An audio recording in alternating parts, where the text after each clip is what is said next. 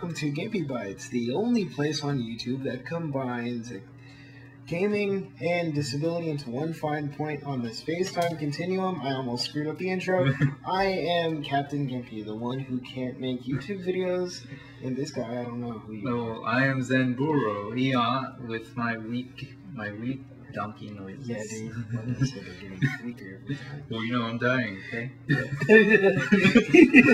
He'll reincarnate as a different Steam user soon enough. He does this. So last week we made an extremely long video that apparently nobody watched because it was really long about game accessibility guidelines brought to us by the wonderful human being known as Ian Hamilton. Yep. And we decided to turn that into a multi-part series. This time we promise not to take quite so long to cover it. So what we're going to do today is summarize what we think are either the most important or the most interesting aspects taken from the intermediate set of guidelines, which by the way are still being updated. Yes. So some of this, it is repetitious only because it's still being updated and refined and constantly iterated to make it a better resource for developers and hopefully for gamers who learn that this exists by watching videos like these. We will put links to that in the description. Yep. Just up front, which we think this is important, we both think this is important, is including disabled gamers in playtesting. Last week we talked a lot about the kinds of options you could include to make a game more accessible. One of the easiest things to do is not to exclude people with impairments from the beginning of your development process, which I have not heard of very many game development studios doing. If you do this, obviously you will figure out by the playtesting process what makes a game difficult for people because of a given impairment, like cognitive impairments, motor coordination issues, like vision issues, or hearing impairments. And this also cuts back a lot on your financial stuff too, because you won't have to add a lot of these after development is pretty much completed, which if any of you have coded anything in your lives, you will know that if you try to tack things on at the end, you have to go through tons and tons of lines of code and try to add features without breaking things that already exist. So it's much better to do these things, as we've already said, in the front rather than at the back end of the project. For example, a game that has done this recently is the Talos Principle, a first-person puzzle game developed by the people of Serious Sam. They're called Crow Team. They are called Crow Team because they're in Croatia. Yeah, but they included features such as color contrast, motion sickness controls, which allow you to turn off head bobbing and motion blur and change the field of view options. Yeah, and they improve the captions. Oh, and they also allow an over-the-shoulder third-person view to eliminate motion sickness symptoms. Right, so that's an example of a game that kind of did things backwards.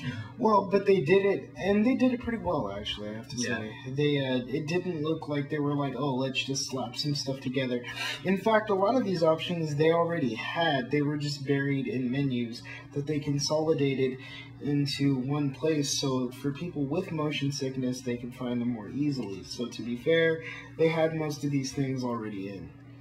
Yeah, now they're just more transparent. Yeah, they're way easier to find. Because you had to go like 3 menus deep in some cases to find some of these options. You know, that goes for any other video game. We don't really see a lot of the game accessible options up front in a video game's settings.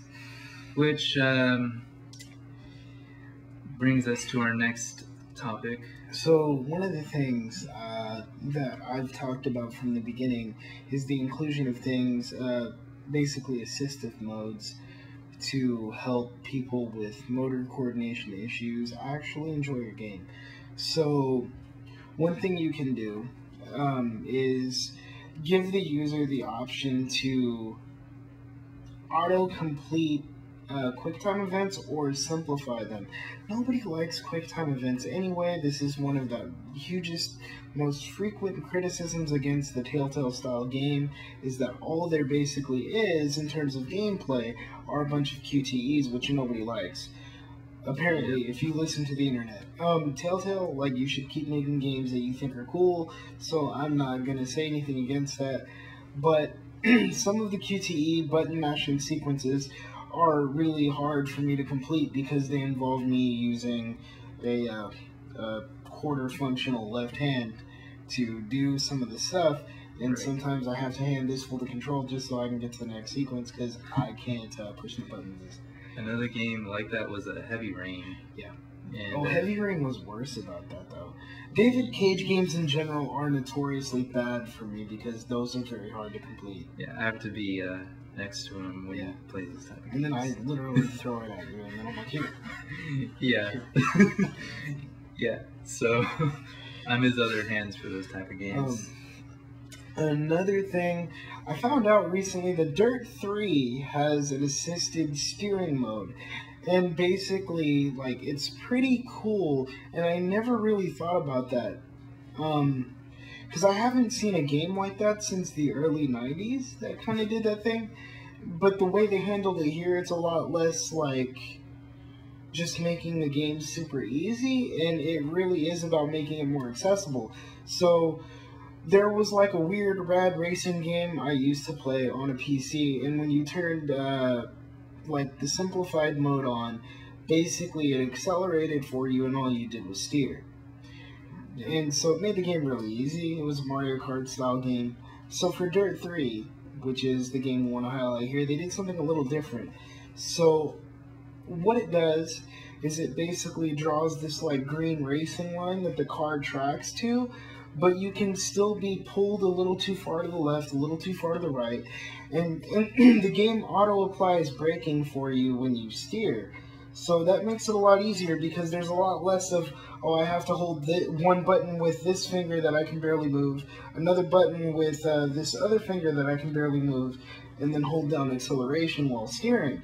So it makes it a lot easier for people with motor impairments to play a game like Dirt 3, and we'll link a video to a guy demoing Dirt 3 with the assistive steering on with different devices for people who have different motor coordination issues. There are even a few switches that he hooked up to what I think was the 360 to demo it, and it was pretty cool. Yeah. So we'll have that in the description for you. Another thing that tends to be overlooked, I've noticed in these past games, is difficulty settings. Yeah. Now I know a lot of games do include easy, medium, hard, very hard, New Game Plus, but I think New Game Plus precludes any difficulty settings at all, by the way. Yeah, it's just super hard. Yeah. But one thing I don't see a lot, which I think would be useful, is adaptive difficulty. So, for example, the Left 4 Dead series by Valve is a perfect example of that, because if you're getting overwhelmed by so many zombies and you just keep dying, the game will scale it back so there will be less zombies, less surprise attacks, and when it gets too easy, like you're just getting headshots like nothing all the time, and you're just like boom, boom, boom, boom. Then that's when it like scales it up, and you see the mobs, you see the bigger zombies pounding. And they come at you from different angles. I actually tested this when I almost broke a computer that I had that was running a dual core Pentium G. So I tried to put in a graphics card, and the power supply was only like 230 watt, and I almost burned out my board. But anyway, so I ended up scaling back the graphics settings and testing this. So essentially what happens if you're doing really poorly and you end up dying like in the first sequence, less zombies will spawn. And they'll also come from more predictable paths, like basically like somewhere in front of you. When you start doing a lot better, you'll start noticing like more boss zombies will spawn, and they'll come from different pathways instead of like basically being right there for you to shoot, right? Like right here. Yep.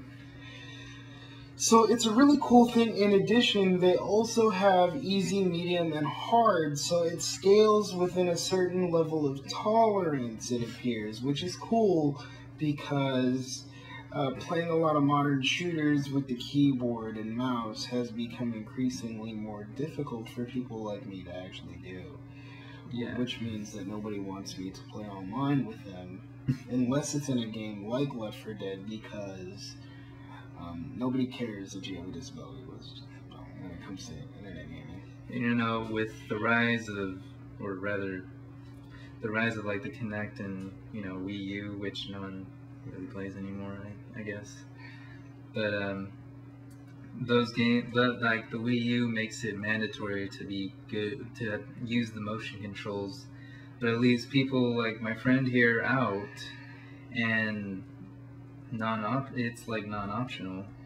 Dude, like I literally couldn't play No More Heroes because it required the nunchuck instead of just the Wiimote. Like, with just the Wiimote, I can do all the random stuff, but like the thing is, if I have to hold this in my hand, like my left hand will automatically like do weird things, like my arm will move up and down while I'm trying to do this kind of thing, and if you hear the cracking, that's what happens every single time.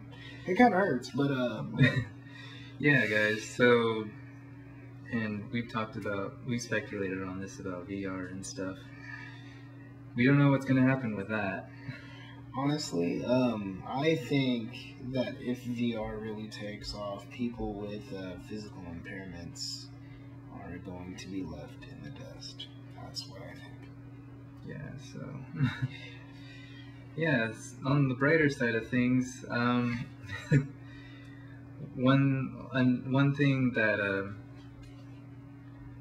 I think is important for those who are hearing impaired is there in the captions is signifying who is speaking in a dialogue, and because it can get really confusing in games like BioWare did this well, actually, where in Mass Effect, where it was clear who was speaking. It would, in the subtitles, it would say Shepard, and then it would have Shepard's lines, and then it would say, like, reporter, blah, blah, blah. So it was always clear who was talking. So even if you can't hear the dialogue, you know that, oh, it's not Shepard saying this, it's that person with the microphone and the camera. Right. A lot of games don't do that. Another thing that both the basic and intermediate guidelines have listed, which I think is a cool idea, is having basically closed caption cues that include what direction the sound's coming from. Right. So, or having a visual cue like an arrow telling you that you're being shot from the right-hand side. Yeah, and I think Call of Duty had this too. Kind of. Yeah, kind of.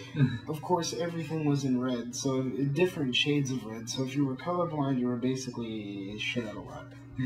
Yeah, which is another important thing, color contrast. It's very important.